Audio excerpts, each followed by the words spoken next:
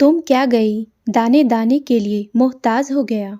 नारायण जी अपने चाय नाश्ते का इंतजार करते करते डाइनिंग टेबल पर से उठकर हॉल में लगे सोफे पर जाकर बैठ गए।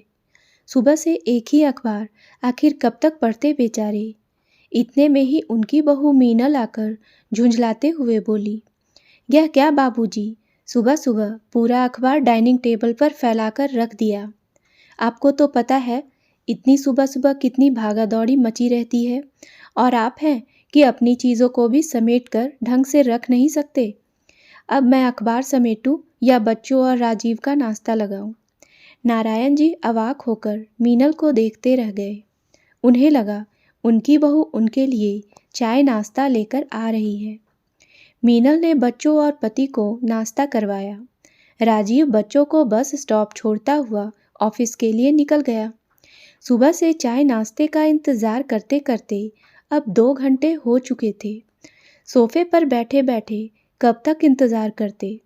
उठकर अपने कमरे की तरफ जाने ही वाले थे कि मीनल नाश्ते का प्लेट उनके हाथ में थमाते हुए बोली, यह लीजिए आपका नाश्ता और चाय, और जाकर अपने कमरे में ही कीजिएगा, वरना यहाँ सोफे की सेटिंग भी खराब कर देंगे। दिन भर इन्हीं कामों में उलझी रहूंगी तो बाकी के काम कौन करेगा। मेरे लिए घर में कोई नौकरानी नहीं लगी हुई है। इतना कहकर मीनल रसोई में वापस चली गई। नारायण जी मन मसोस कर अपने कमरे की तरफ बढ़ गए। कमरे में जाकर नाश्ते की प्लेट देखकर उनकी भूख ही मर गई। यह क्या, नाश्ते में सिर्फ 2 सिके हुए ब्रेड, वह भी ठंडा होकर सख्त हो गए, और चाय जिसमें ना दूध ना पत्ती, बस चाय के रंग की पानी ही थी। ब्रेड पर बहू ने थोड़ा सा मक्खन लगा दिया होता या फिर जैम ही लगा दिया होता, इससे अच्छा तो होता मैं खुद ही अपने लिए 1 कप चाय बना लेता। लेकिन उनकी हिम्मत कहाँ थी किचन में जाकर कुछ करने की। जैसे तैसे करके ब्रेड चाय के साथ निगल लिया। 2 ब्रेड से उनकी भूख कहाँ शांत होने वाली थी। लेकिन आज नाश्ते के वक्त तो अच्छी पराठों की खुशबू आ रही थी। हाँ, अब इस बूढ़े की किसे पड़ी है। शायद उन लोगों के लिए उनके पसंद का नाश्ता बनाया होगा मीनल ने। 1 घंटे बाद उनका पेट भूख के मारे जोरों से उबाल मारने लगा। बहुत तेज भूख लग रही थी। नारायण जी उठे और कमरे से बाहर आए। देखा डाइनिंग टेबल पर फलों की टोकरी पड़ी थी। सोचा चलो इसमें से कुछ फल ही काट कर खा लेता हूँ। थोड़ी देर भूख तो मिट जाएगी, और इस उम्र में अपनी सेहत का कुछ तो ख्याल रखना ही चाहिए। नारायण जी ने टोकरी में से सेब और कुछ अंगूर लिए। उन्हें धोए और फिर काट कर एक प्लेट में लेकर वहीं डाइनिंग टेबल पर बैठकर खाने लगे। इतने में मीनल अपने कमरे से निकलकर हॉल में आई तो देखा बाबूजी डाइनिंग टेबल पर बैठकर फल खा रहे हैं। वह गुस्से से तमतमाई नारायण जी के पास आई और चीखते हुए बोली, यह क्या बाबूजी, आपको बोला था ना अपने कमरे में जाइए, यहाँ बैठकर यह क्या कर रहे हैं। अरे बहू, देख तो रही हो मैं फल खा रहा हूँ। 2 ब्रेड के टुकड़ों से मेरी भूख शांत नहीं हुई। मुझे भूख लगी थी, तुम्हें तकलीफ ना हो इसलिए मैंने खुद ही फल काट लिए। मीनल बोली, फल खाने से पहले एक बार पूछ तो लिया होता। हर जगह अपनी ही मनमानी करते रहते हैं। और यह फल आपसे खाने के लिए किसने कहा। पहले यह केले खा लेते, काले पड़ रहे हैं। बच्चे ऐसे केले को हाथ तक नहीं लगाएंगे, और फिर यह गल जाएंगे तो इन्हें फेंकना ही पड़ेगा। आज के बाद किसी चीज़ को हाथ लगाने से पहले एक बार पूछ लिया कीजिए। अब अकेला आपका बेटा कमाने वाला, और आप हैं कि हमारा बोझ बढ़ाने पर ही लगे हैं। नारायण जी चुपचाप बहू की बातें सुनते रहे।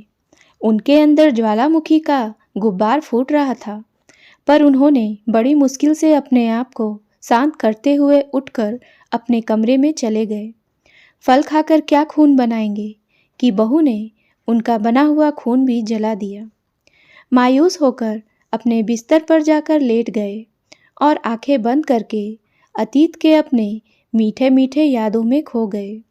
जब कमला जी उनके लिए सुबह गर्मा गर्म चाय अदरक और इलायची डालकर बिना कहे ही लेकर आती थी और नाश्ते में गर्मा गर्म पराठे बनाया करती थी, वह भी शुद्ध देसी घी में। उनके हाथों में तो जादू था। मना करने पर भी कैसे एक और पराठे कहकर ज़बरदस्ती थाली में डाल दिया करती थी। बिना मांगे प्यार लुटाने वाली थी उनकी कमला। नारायण जी के आंखों की कोर से निर्झर आंसू टपकने लगे। कमला, तुम क्या गई, दाने दाने के लिए मोहताज हो गया। आज इस बुढ़ापे में एक एक दिन बड़ा बोझ सा लगता है। अब यह दिन काटे नहीं कटते। काश मैं तुम्हारे पास ही आ जाता तो अच्छा होता। अतीत में खोए खोए कब उनकी आँख लग गई।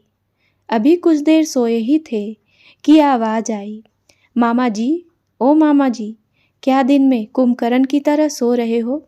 उठो, देखो मैं आपके लिए क्या लेकर आई हूँ। पूजा की मीठी आवाज़ से नारायण जी की नींद खुली। पूजा नारायण जी की बहन की बेटी थी।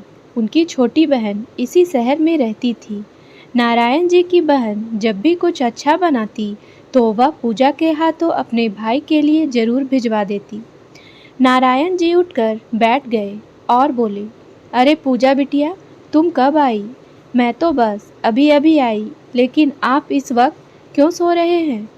लोग तो दोपहर का खाना खाने के बाद सोते हैं, आप अभी सो गए? अरे वह आँख लग गई। तू बता कैसे आना हुआ, और यह इस डब्बे में क्या लेकर आई है? डब्बा खोल कर देखा तो खाने की खुशबू से पूरा कमरा महक उठा। अरे यह तो गर्मा गर्म पूरियाँ और आमरस है। हाँ, और छोटा डब्बा भी खोल कर देखो, उसमें माँ ने छोले भी भेजे हैं। नारायण जी बोले, अरे वाह, आज तो तुम्हारी माँ ने बहुत स्वादिष्ट खाना भेजा है। देख के ही इतना अच्छा लग रहा है, मेरी भूख तो बढ़ गई है।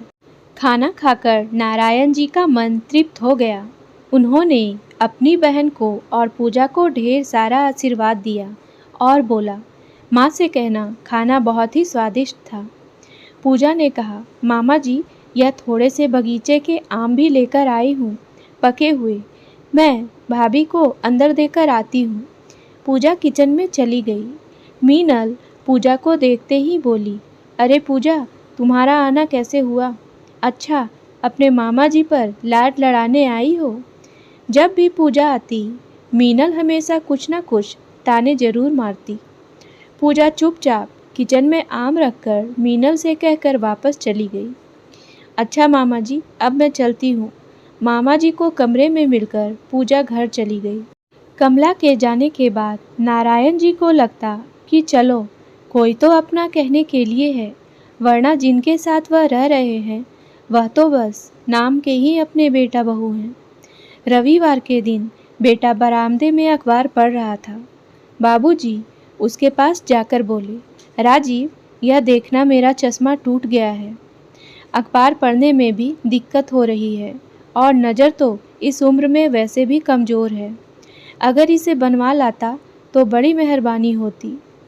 अरे बाबूजी, आज रविवार है, मुश्किल से एक दिन तो छुट्टी मिलती है हफ्ते में, और आप चाहते हैं कि मैं आज भी बाहर धक्के खाता फिरूं?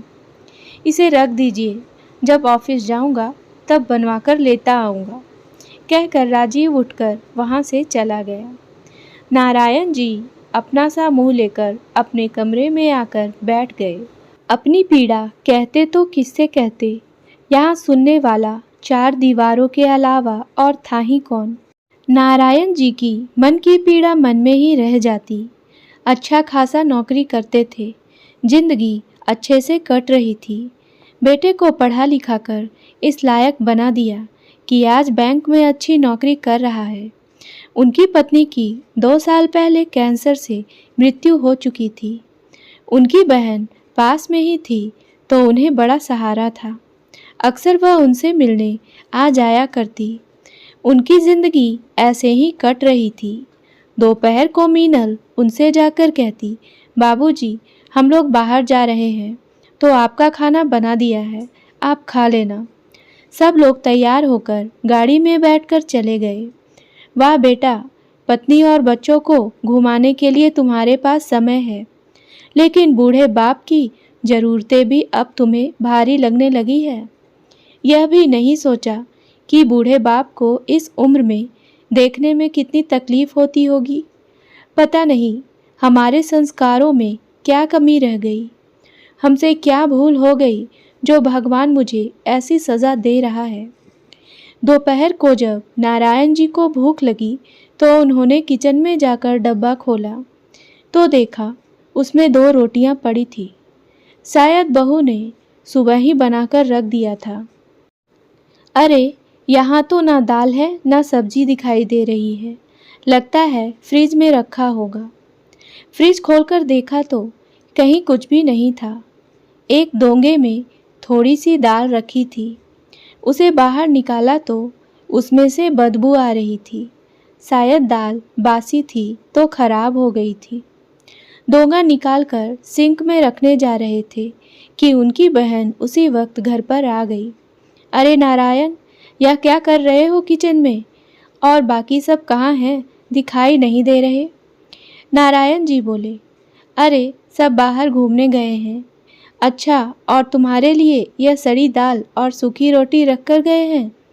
तुम नहीं कहोगे तो क्या मुझे दिखाई नहीं दे रहा? कब तक ऐसे घुट घुट कर रहोगे? उनकी बहन ने कहा। नारायण जी अपनी बहन को देखते हुए बोले, यह क्या कह रही हो? नहीं नहीं, ऐसा कुछ भी नहीं है। कब तक ऐसे अपने बेटे बहू के कुकृत्य पर पर्दा डालते रहोगे? अब फैसला लेने का वक्त आ गया है। दोनों ने आपसी सहमति से कुछ निर्णय लिया और सुनंदा जी वापस अपने घर आ गई। आखिर नारायण जी ने क्या निर्णय लिया, जानेंगे अगले भाग में। अगर चैनल पर पहली बार आए हैं तो मेरे चैनल को सब्सक्राइब कर लें। आपका बहुत बहुत धन्यवाद।